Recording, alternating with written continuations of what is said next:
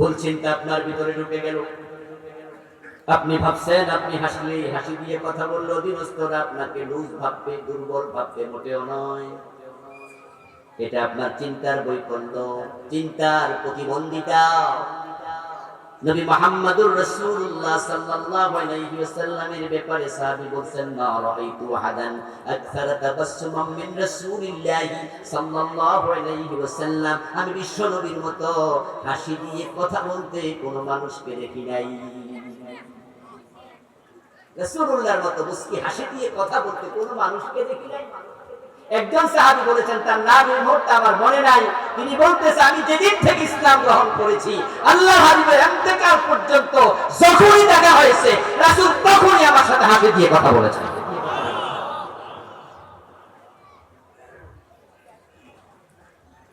রাসূলুল্লাহ মদিনার প্রেসিডেন্ট ছিলেন, মদিনার প্রধান বিচারপতি ছিলেন, মদিনার প্রধান সেনাপতি ছিলেন।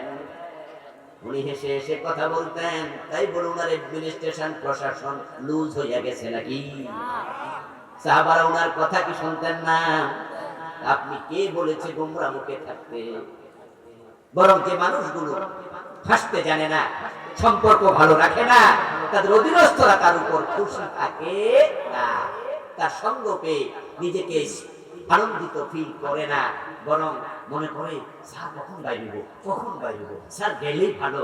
আপনি 5 দিনের ছুটি নিয়ে চলে গেছেন, আপনি ব্যাংকের ম্যানেজার, আপনি কলেজের প্রিন্সিপাল, তখন আপনার অধীনস্থরা একটা স্বস্তির নিঃশ্বাস ফেলে মনে মনে কয়, চাকরি কয়টা দিন একটু আরামে চাকরি করা যাবে।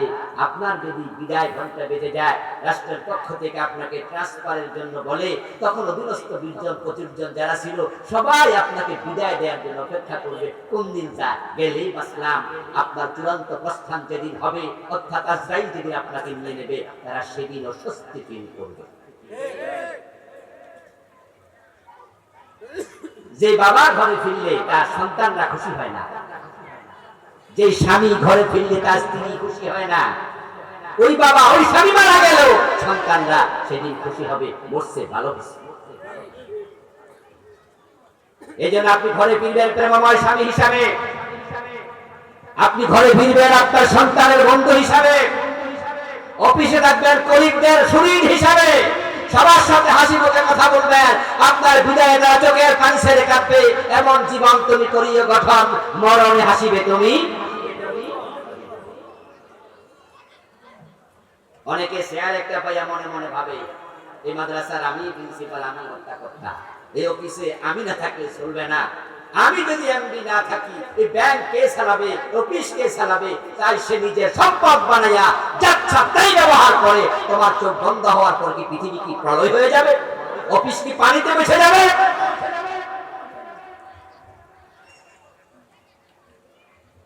প্রসঙ্গে এসেছে, কথাটুকু বলে দিলাম, হাসতে শিখুন। যারা হাসেন না তারা আজ থেকে হাসবেন, কারণ কারো সাথে হাসি মুখে কথা বললে রাসূলুল্লাহ বলেছেন এটাও আল্লাহ আমলনামায় সাদাকার সওয়াব হিসাবে লিখে দেন। আমার প্রিয় ভাইরা, এবার আসুন কেন কথাটা বললাম।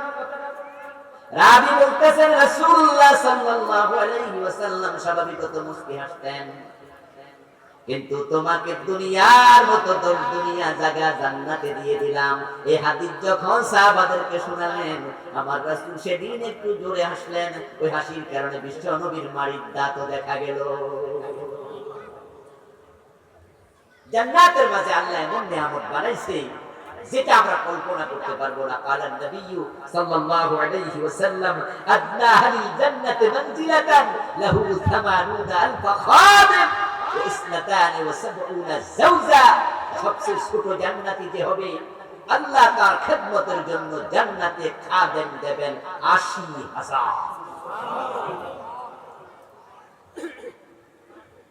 তাকে তৃপ্তি দেওয়ার জন্য, সঙ্গ দেওয়ার জন্য জান্নাতে স্ত্রী দেবেন ৭২ জন।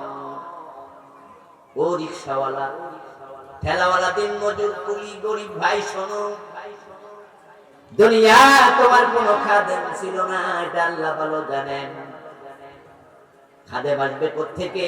গরিব মানুষ, টয়লেট যদি ময়লায় ভর্তি হইয়া যায় মেথর ডাকে না, টাকা খরচ হবে। এত গরিব নিজের টয়লেট নিজে পরিষ্কার করে এমন লোক আছে না নাই? সেইভাবে কোথায় খাবেন? নিজের জুতার পিতা ছিঁড়ে গেছে, ওই স্যান্ডেলটা আবার সুতা দিয়া বেঁধে জোড়া লাগাইয়া পায়ে দেয়, এমন গরিব লোক আছে না নাই? নিজের কাপড় নিজে দৌড়া।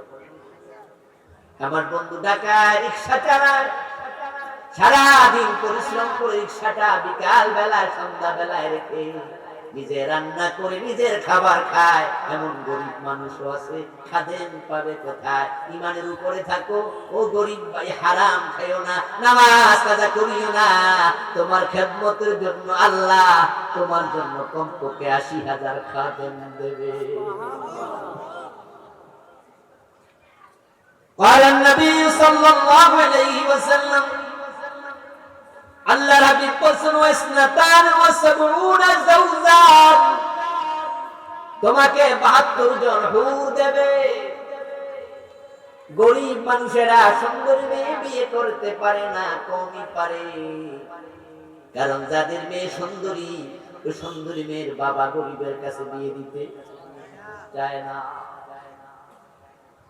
সুন্দরী মেয়ের বাবা স্বাভাবিকত বলে, না না, এর কাছে আমার মায়া বিয়ে দিব কেন, আমি তো একটা চাকরিওয়ালা ছেলেও পাইতে পারি, মেয়ে যেহেতু সুন্দর আছে একটু দেখি না, ২-৪ জন দেখে বিয়া দেই, এই গরিবের কাছে দেব কেন? তাই গরিবেরা চাইলেও তার আসলে সুন্দরী মেয়ে বিয়ে করতে কমই পারে। আল্লাহ তাআলা জানে এই গরিবটাই তো ইমানের উপরে থাকবে বেশি। রাসূলুল্লাহ বলেছেন, আমি জান্নাতে ঢুকেছি মেরাজের রাতে, ফারাআইতু আকসারা আহলিহাল ফুকারা, জান্নাতে গিয়ে দেখি দুনিয়ার গরিবেরাই জান্নাতে অধিকাংশ। সুবহানাল্লাহ। ধৈর্য ধরো প্রিয় ভাই, সুন্দরী বউ পাওনি কিন্তু পরনারীর প্রতি চোখ দেওয়া দরকার নাই। পরকিয়া করিও না, হারাম নারীর দিকে হাত বাড়াইও না। ধৈর্য ধরো, তোমার চোখ বন্ধ হওয়ার সাথে সাথে জান্নাত মিলে যাবে। তোমার জান্নাতে তোমাকে ৭২ জন হুর দেবে, আর জান্নাতি হুর এত সুন্দর হবে। রাসূলুল্লাহ বলেছেন, কোন হুর যদি তার মাথা থেকে আল্লাহ যেই তাজ দেবে তাজের একটা ছোট্ট মুক্তা পৃথিবীতে প্রকাশিত করতো, প্রকাশ হতো, লাদাত মা বাইনাহুমা ওয়ালা মালাআত মা বাইনাহুমা, ওই হুরের ছোট্ট মণিমুক্তার আলোতে তামাম দুনিয়ার পূর্ব থেকে পশ্চিম আলোকিত হতো, এবং তার চুলের সুঘ্রাণে তামাম পৃথিবী মৌ মৌ করত।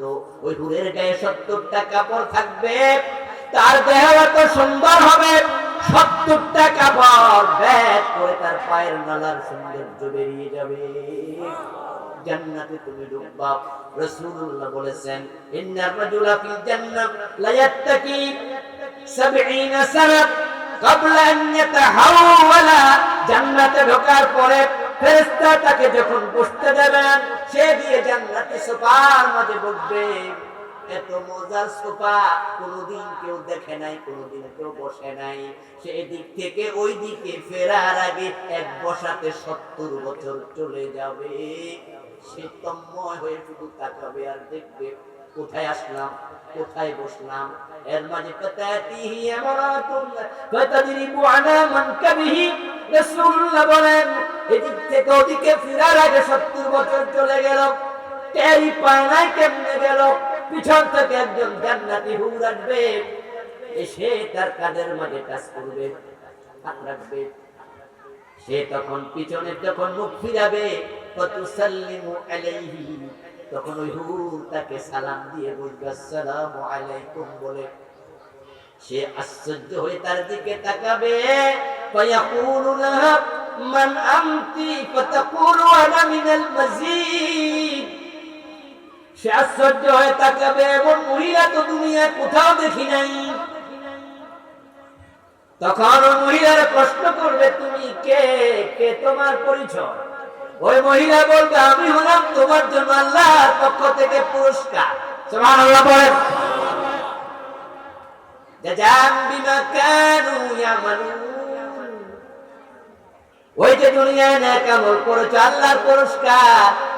এরপরে ফায়ানজুরু ফি খাদ্দিহা ওয়াজহাহু আসফা মিনাল মিরআ, প্রিয় নবী বলেন, ওই হুর এত সুন্দরী হবে, ওই লোকটা হুরের গালের মাঝে নিজের চেহারা আয়নার চেয়ে বেশি পরিষ্কার দেখতে পাবে।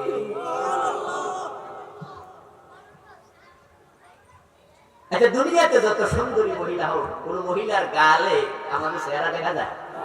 এটা কি হয়?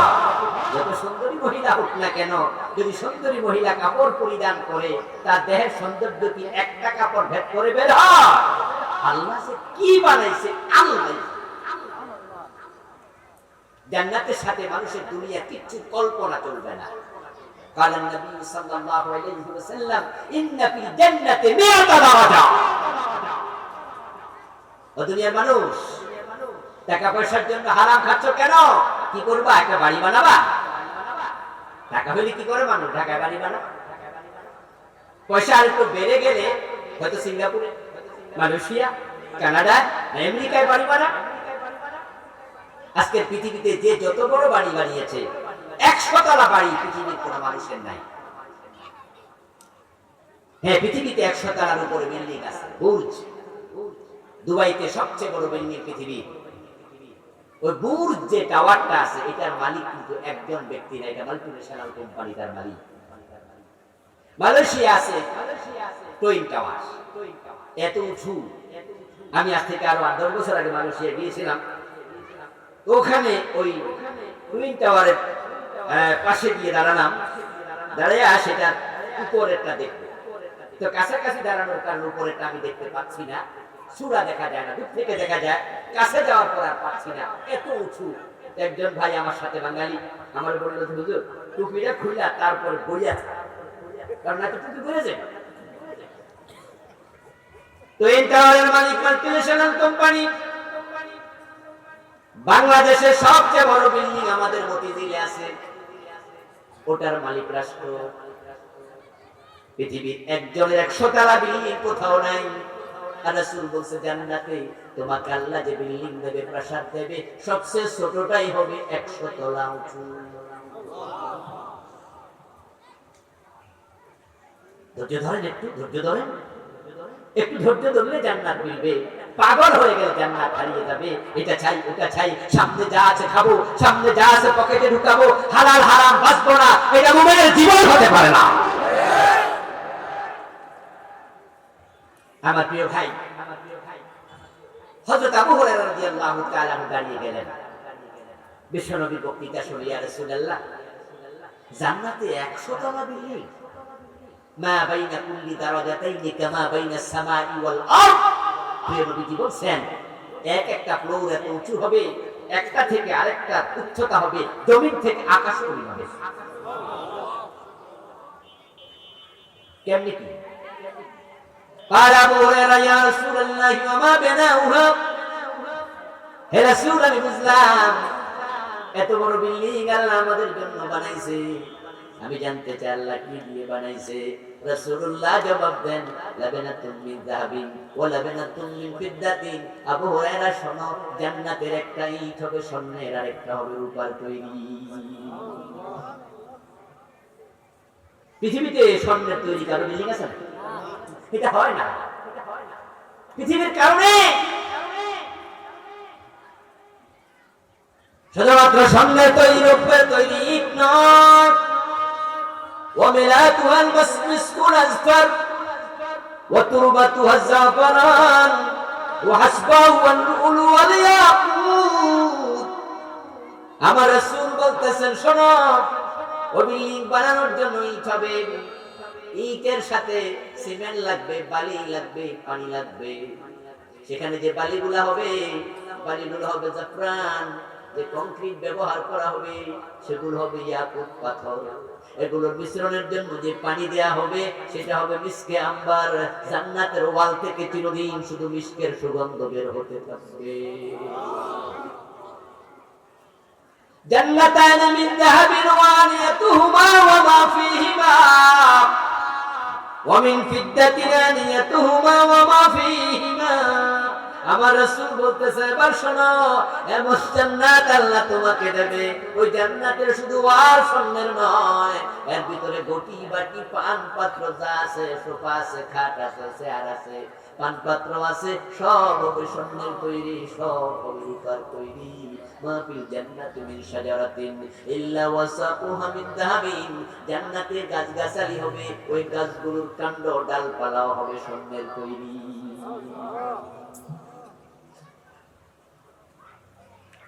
আপনারা হয়তো শুনে শুনে ভাবছেন যে কেমন, আসলে এই জন্য তো রাসূলুল্লাহ বলছেন যে মা লা আইনুন রাআত ওয়ালা উযুনুন সামিআত ওয়ালা খাতারা আলা কলবি বাশার, তুমি কল্পনা করতে পারবে না।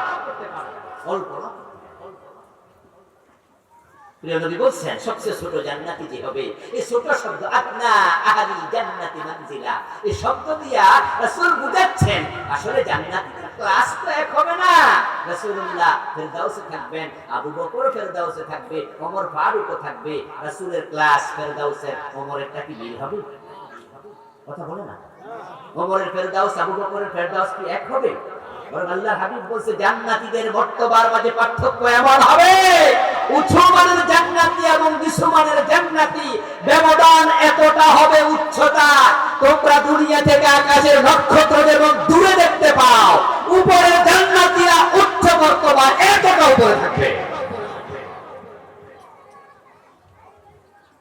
আপনাদের সামনে আমি আজকের আলোচনায় হয়তো 20টা 30টা 50টা আমি বলতে পারবো। আমি আখিরাত নিয়ে বই লিখেছি, এখানে হাদিস আনছি 550। এই বইটা আমি গত সপ্তাহে পেয়েছি, নামে দিয়েছি হিরায় না পরকাল। জান্নাতের উপরে লিখেছি 100-এর উপরে, প্রায় 100-এর কাছে কম বেশি হাদিস। জাহান্নামের উপরে লিখেছি তাই। এগুলো পড়তে গিয়ে মাঝে মাঝে থমকে দাঁড়িয়েছি, আল্লাহু আকবার, আল্লাহু আকবার, আল্লাহ কি বানায়া রাখছে আমাদের জন্য। প্রিয় নবী সাল্লাল্লাহু আলাইহি ওয়াসাল্লাম বলতেছে, আদনা আহলি জান্নাতি মানজিলাতান লিমান ইয়ানজুরু ইলা সুরুরিহি ওয়া জিনানিহি ওয়া খুদ্দামিহি মাসিরাতা আলফ সানা। আল্লাহ সবচেয়ে ছোট জান্নাতীর জন্য জান্নাতে যে খাট বানাইছে, পালঙ্ক বানাইছে, ঘর বানাইছে, জান্নাতের সোফা বানাইছে, শোয়ার বিছানা বানাইছে, শুধুমাত্র নিয়ামত যদি সে এক নজর দেখতে থাকে 1000 বছর দেখতেই লেগে যাবে। ভোগ করতে নয়, দেখতে 1000 বছর লেগে যাবে। আমার প্রিয় ভাইরা, এই জান্নাত ভোগ করার জন্য আল্লাহ তাআলা আপনাকে আমাকে যখন জান্নাতে দেবেন, সেখানে কত রকমের খাবার থাকবে রাসূলুল্লাহ বলেন, সেখানে তুমি যা পাবে, যা চাইবে তা পাবে। ওয়ালা কাফিয়া মাশতাহাত আইনুক মাশতাহাত নাফসুক ওয়া লাযযাত আইনুক, তুমি জান্নাতে তোমার চোখ যা আনন্দময় হবে সেটাই পাবে, মন যা চাইবে পাবে। আল্লাহ বলেন ওয়ালাকুম